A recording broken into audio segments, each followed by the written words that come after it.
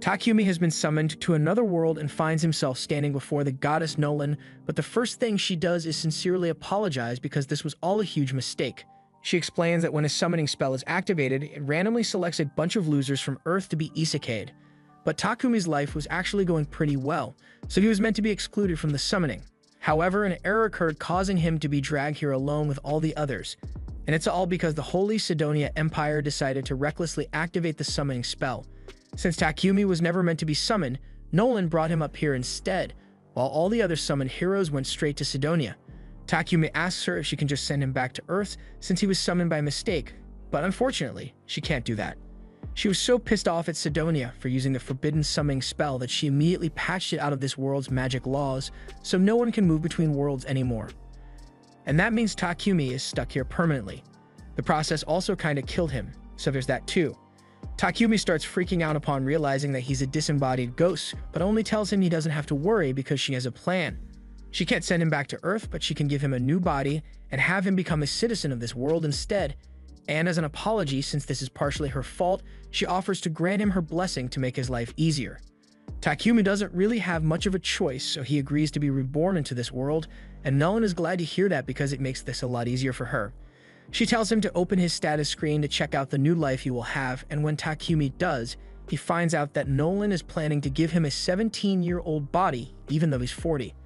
Nolan tells him not to bother with the minor details, and more importantly, he still needs to pick out his job. She tells him that there are two main classes for jobs, so if Takumi wants something more combat-focused, he can pick things like swordsman, knight, or hunter. But if that doesn't appeal to him, then he could always pick one of the production jobs instead. Takumi doesn't like the idea of having to fight, so he decides to go with a production job after all. Nolan then proceeds to implant the job in his soul, along with a bunch of other bonus blessings, and sends him on his way, completely forgetting to give him a tutorial. Takumi crash lands in the middle of a forest, and after finally picking himself off the ground, he sees his reflection in the river and realizes that he really has become a different person, and he doesn't have arthritis anymore. He decides to make the best of his new life and goes to look in the bag Nolan dropped off with him to see what's inside. In the bag, he finds some food rations and some money, so it looks like he doesn't have to worry about starving for now. He then takes a look at his status screen, and it looks like Nolan really hooked him up with all the useful skills he could ever need. He even has elemental magic, so he decides to try that out first to see if he can really use it. He opens his hand and calls out water ball, and just like that, a water ball forms in his hand. The other elements work the same way, so Takumi is easily able to use them on his first try, but now he has figured out how his magic works. He has to start thinking about his next move and decides to head for the nearest village. While walking, Takumi comes across a stick in the middle of the path, and it looks like a really nice stick, so he uses his appraisal skill to scan it and finds out that this is trank wood. It's gotten from the trade monster, and it is really useful for making things like magic staves and spears, so Takumi decides to put his modeling skill to the test and uses it on the wood to create a spear. Since the wood works so well, Takumi decides to scan around to see if there are any other useful plants nearby, and he finds a ton of them, so he spends the next hour picking them. But now he doesn't know what to do with all these. They definitely won't fit in his bag, so he might have to leave them behind, but then Takumi remembers that he has an item box skill, so he uses it to store all the plants. Just then, he hears someone scream, and a few moments later, he sees a little girl run out of the bushes. The little girl comes to him for help because there's a monster chasing after her, and when Takumi turns to see what kind of monster it is, he finds a massive horned rabbit. The rabbit charges at him and nearly impales Takumi, but at the last second, he freaks out and accidentally stabs the rabbit in the head, killing it instantly. He is shocked that a beginner like him was able to win against a monster like that, so he assumes it must be because of Nolan's blessing, but Nolan had nothing to do with it. It was just dumb luck.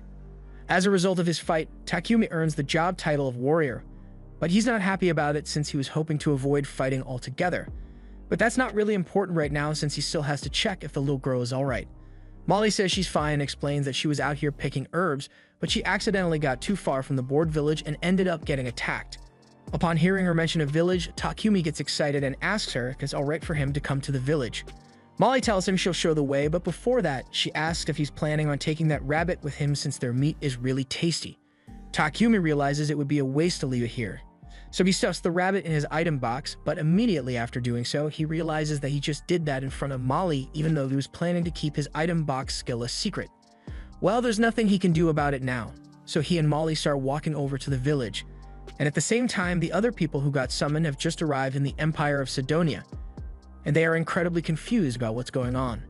None of them are hurt, but they have no idea where they are, and all of a sudden, they hear someone call out to them as heroes. A woman approaches and tells them that they are no longer in their original world, and that they have been summoned to use their power as heroes to save this world.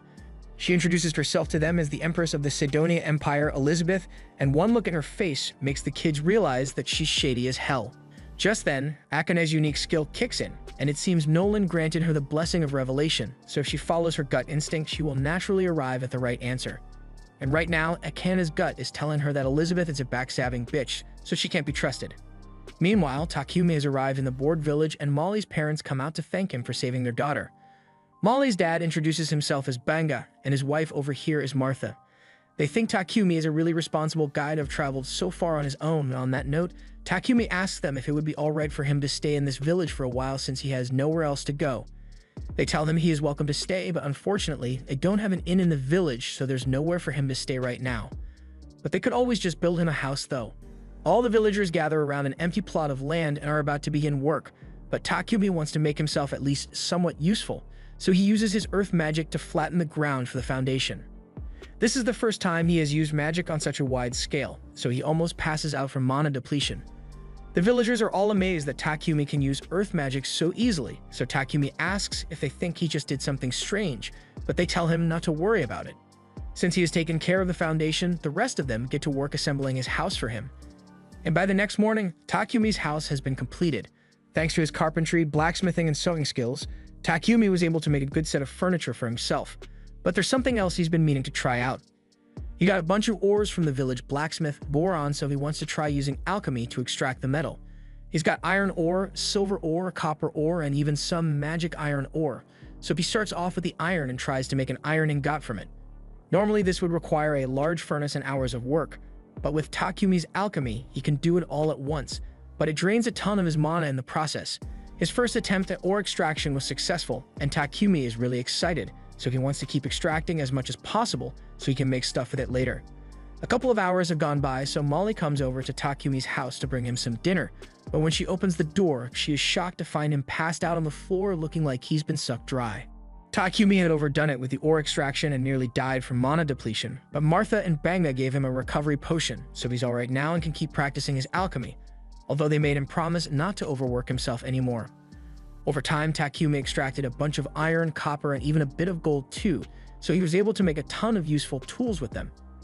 And once he was done with alchemy practice, he would spend time with Boron in the forge learning how to make all kinds of weapons.